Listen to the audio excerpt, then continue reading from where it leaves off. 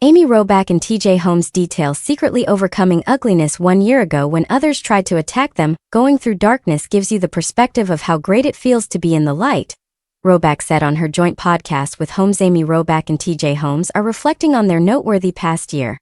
On December 5, 2023, the couple launched their iHeartRadio podcast, Amy and TJ.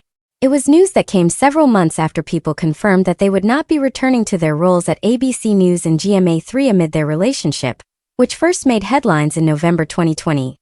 While speaking on Thursday's podcast episode, which was titled 365 Days Later, Robach, 51, said, "It's a daunting task to start over.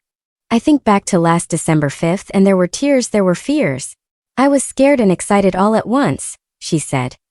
Holmes, 47, added of how he felt on December 5th last year. "I was frustrated, I was nervous.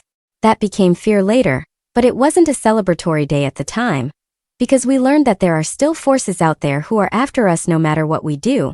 And our success and our joy and our happiness and our future is threatening and upsetting to some people."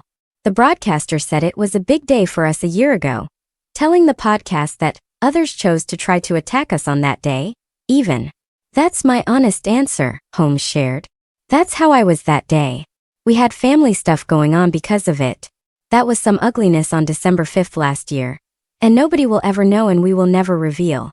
But it was a difficult day, a very difficult day, and it shouldn't have been," Robach admitted. "I don't know how I forgot about all of that, but you're right, that marks so much of the day, and I do believe looking back. We have had plenty of tough days in between and we still will have plenty of tough days going forward. But it's what you learn along the way about what you're made of and how you get through these things, how we get through it together, which is challenging in moments, but it's what brings us together in the end. I think, gosh, going through darkness gives you the perspective of how great it feels to be in the light, to be in the sunshine," she insisted. The duo have spoken openly over the past year or so about the media storm that resulted from their relationship.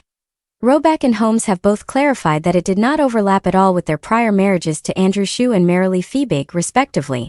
Both couples have since divorced. On the October 28 episode of their podcast, the pair were asked, "Would you say this is the most you have loved yourself?" "I will say yes now," Robach responded at the time. "But going through the last 2 years, I had moments where I struggled because the narrative that was being spun about me and about us weighed on me and I had to work through that. I fell into a little bit of that spiral when we were constantly in the headlines and people had the narrative wrong and were judgmental, and I felt the weight of that," Robach continued, adding that she's now the best she's been in terms of the love she has for herself.